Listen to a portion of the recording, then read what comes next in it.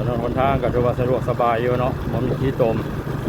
วันนี้ฝนบ่ตกพี่น้องตรงหน้าพี่น้องเขาเพิ่นปากดำสำเร็จเรียบร้อยไอ้ยอดทางดำแล้วพี่น้องอ้าวฮอดแล้วเนาะอนาคตเพิ่นก็น่าจะปูไปฮอดคนละบ้านปลากล้วยทางสามแยกพี่น้องข้างหน้านี่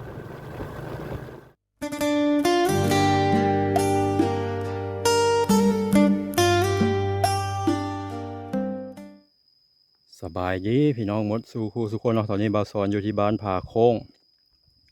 เมืองไซบัวทองแขวงขมวนคลิปนี้สิพาพี่น้องเฮาเลาะเที่ยวเข้าไปทางพุ่นละบ้านปลากล้วยเนาะเมืองไซบัวทองคือกันพี่น้องเอ้ยพาพี่น้องเฮาไปเบิ่งทงไร่ทงนาเบิ่งธรรมชาติภูผาหินปูนเนาะเบิ่งทางหน้าพี่น้องเอ้ยธรรมชาติ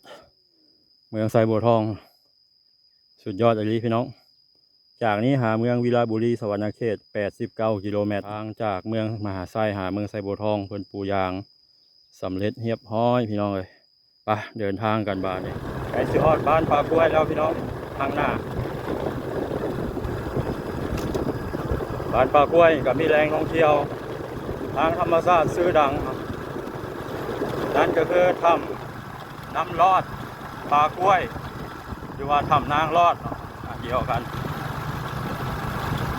ระยะปีใหม่ลาวหรือว่าสงกรานต์นี่ป้าทุกคนเต็มพี่น้องหน้าถ้ำยามาเล่นมาเที่ยวเนาะเป็นถ้ำที่งามแล้วก็มีน้ำลอดแล้วก็อากาศนี่ก็เย็นพี่น้องเอ้ยวิวทงนาแล้วก็วิวภูเขานี่สวยงามพี่น้องอยู่ลาวโดยเฉพาะแม่นทางแขวงขมวนเมืองมหาไซไซบัวทองยมราชนากายบัวลพาเนี่ยสิมีผาหินปูนพี่น้องซึ่งเป็นเอกลักษณ์และก็เป็นมนต์เสน่ห์ให้แก่แขวงขมวนบ้านปลากล้วยเมืองไซบัวทองเมืองไซบัวทองนี่มีสายาได้เนาะใส่สายาว่าเมืองไซบัวทองกองเขาใหญ่หมายถึงว่าพี่น้องเขามีความยุกมันขยันเพียรเนาะในการเฮ็ดไร่เฮ็ดนาอุดมสมบูรณ์คลิปนี้บ่าวสอนจะไม่ได้เข้าไปทางโตเมืองไซบัวทองที่เข้าไปทางบ้านปลากล้วยแล้วก็ลัดออกไปทางเมืองมหาไซที่ไปเส้นทางใหม่เนาะเส้นทางเส้นนี้ยังไม่ค่อยไปเท่าบ้านปลากล้วยก็เป็นบ้านพี่น้องชนเผ่าภูไทยบ้านที่บ่าวสอนอยู่ตอนนี้น่าจะเป็นบ้านปลากล้วยโด่งปลากล้วยทงบ้านปลากล้วยโด่งมันเข้าไปทางในเองน้อยนึง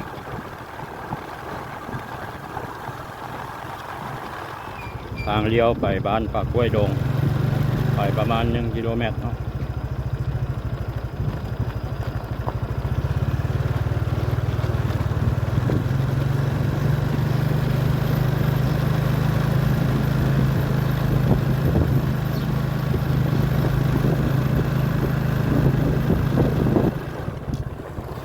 เป็น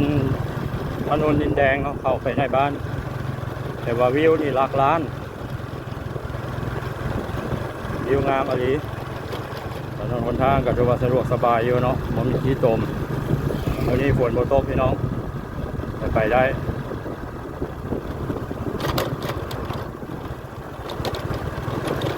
นี่น่าจะเป็นวัดบ้านปลากล้วยทงเนาะ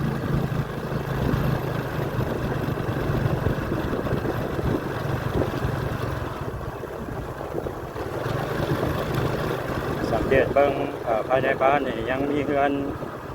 แบบเก่าๆหรือว่าแบบดั้งเดิมยังพอมีเลยพี่น้องหลังคามุงด้วยไม้แป้นเด็กซึ่งเป็นเอกลักษณ์ของเผ่าภูไทยถวิวทางหน้าพี่น้องเลยโคตรอลังการมีภูผาหินปูนสูงสั้นสลับซับซ้อนเนาะวิวเป็นวิวถ้ำน้ำลอดหรือว่าถ้ำนางลอดบ้านปลากล้วยเนาะของงามอะไรพี่น้องห หน้าพี่น้องเขาเพิ่นปากดำสำเร็จเรียบร้อยเนาะเขากำลังเขียวงามมื้อนี้อากาศร้อนขนาดพี่น้องเลยถ้าผู้ใดดำหน้ามื้อนี้ถือว่าสำถึกไฟล้นหมดละอากาศร้อนเนาะฝนบ่ตกแต่มื้อวานนี้น้อยนึง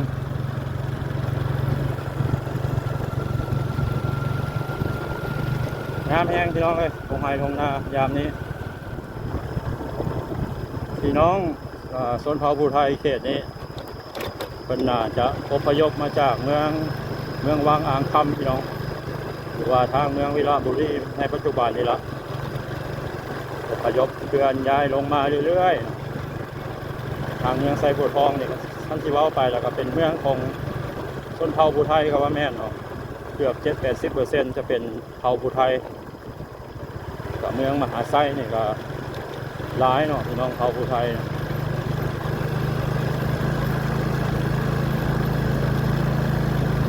ข้างหน้านี่มีกลัวพี่น้องข้ามน้ำห้วยน้ำที่ไหลมาจากมาทางทำน้ำรอดก็ละ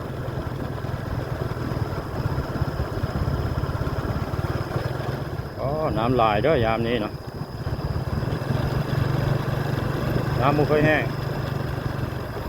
พี่น้องเอาเป็นมาทึกสะดุ้งแล้วเอาสะดุ้งตากไว้เนาะน้ำลายหัวไม้เนาะ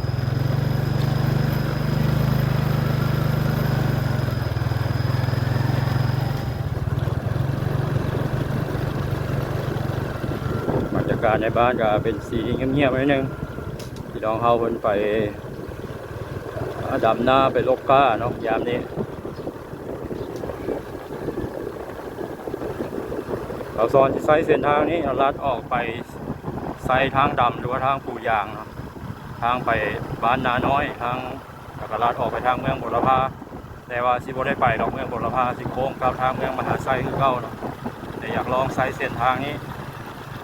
ยังบ่เคยไซเส้นทางนี้จักเทื่อเอาลัดไปทางเมืองไซบัวทองแล้วก็โค้งกลับมาก็ได้เนาะแต่เราซอนสิไปทางนี้พี่น้องเพราะว่าวิวงาม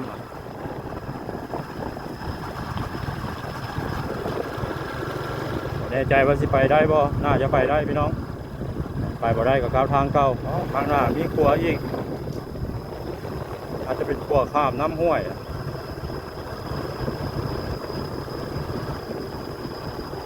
โอ้น้ำลายขนาด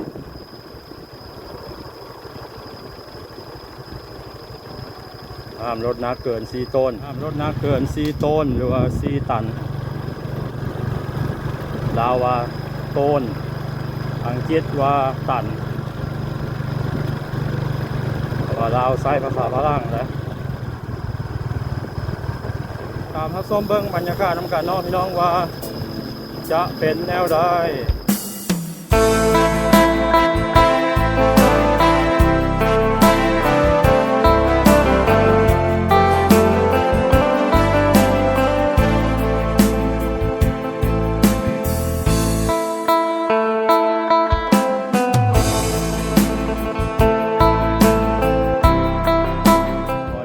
บ้านพี่น้องเอ้ย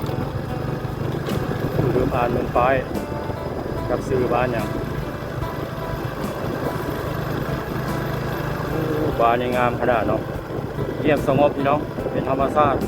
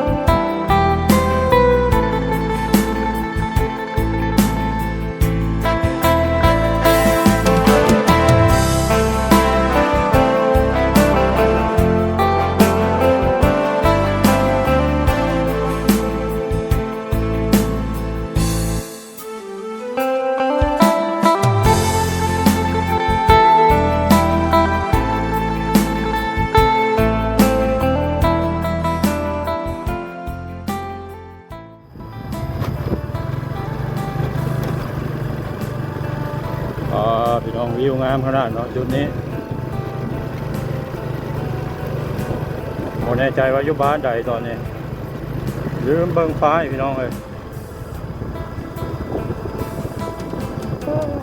มาดิ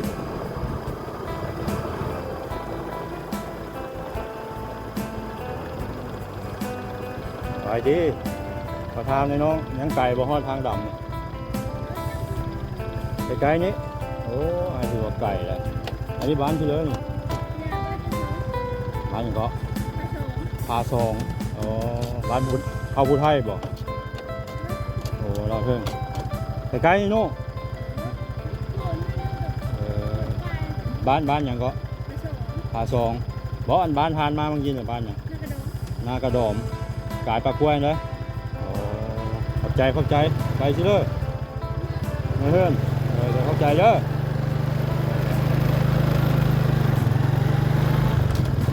นี่เป็นบ้านผาสองเนาะ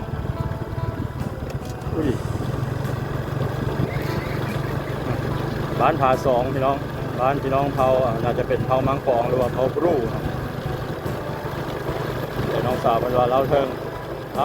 เทิงอยู่ลาวผมนี้เนาะมันจะแยกเป็นเผาย่อยแต่ก่อนจะมีชนซ่านเราเทิงเราสูงเราลุ่ม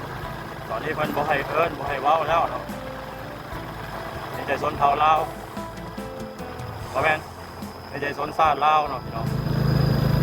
ข้างหน้านี่เป็นบ้านผาสองยอดทางดำแล้วพี่น้องอ้าวฮอดแล้วเนาะบ้านผาสองบ้านนากระดองเนาะในวงเล็บบ้านผาสองโอ้มีทางผู้ยางเนาะผักแท้บ้านผาสองได้นี่พี่น้องอนาคตเพิ่นก็น่าจะปูไปฮอดคนละบ้านปลากล้วยแต่ตอนนี้เพิ่นปูมาฮอดบ้านผาสองก่อนเนาะ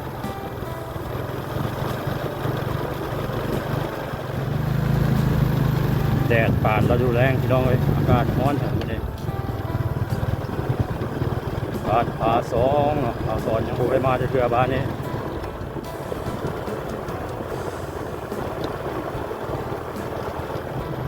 ไปย้อนทางใหญ่เนาะมันจะมีทางแยกไป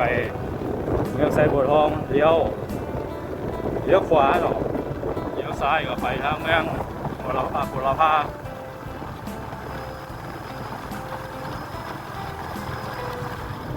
งามพอสมควรของบ้านนี้บ้านนากระดอมว่าบ้านผาสองพี่น้องเป็นสารบ้านสองของเพื่อนส่วนหลายก็จะเป็นเงินไม้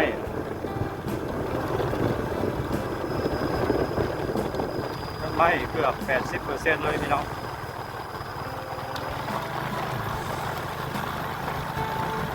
เฮือนก่อหรือว่าเฮือนดินนี่ไม่ค่อยมีเลย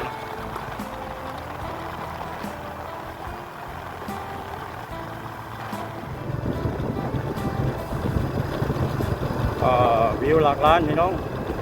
มาลีคุ้มค่าเนาะการเดินทางของบางส่วนวันนี้จะเห็นธรรมชาติงามผมหน้าสีเขียว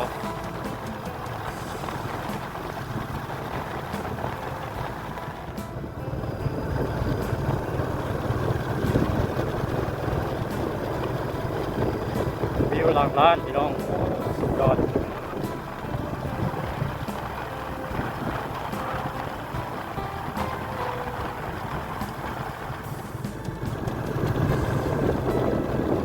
ซ้อนน้ำพี่น้องเขาเนาะเพิ่นได้อยู่ใกล้ชิดกับธรรมชาติได้สูบอากาศบริสุทธิ์ปราศจากมลพิษปราศจากสารพิษ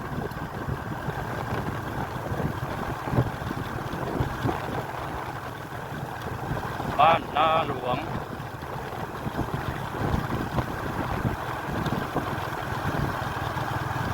บ้านนากระดอมต่อใส่บ้านนาหลวงพี่น้อง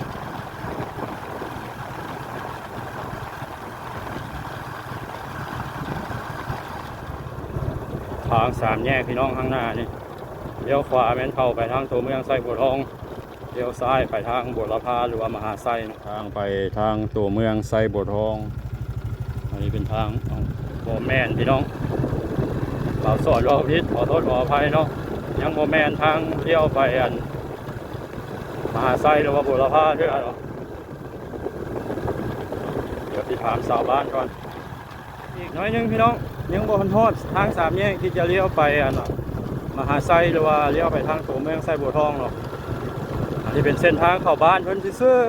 ๆโอ้ยบ่าวสอนก็หลงเนาะแนวบ่เคยมาจักเทื่อวิวพี่น้องก็ถวิวหลักล้านเนาะเส้นทางมาจากบ้านป่ากล้วยเนาะงามอีหลีหรอเป็นตาวันซ้อนสิก็ฮอดทางสามแยกไปไซบัวทองแล้วซั่นดอกพี่น้องเอ้ยยังเนาะเดินทางต่อ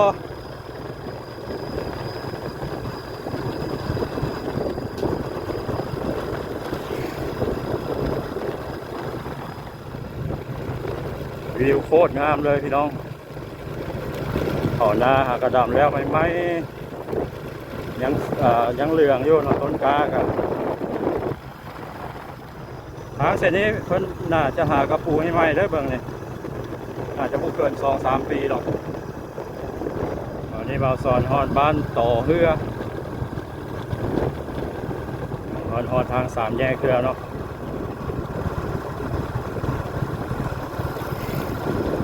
ไปอีกน้อยหนึง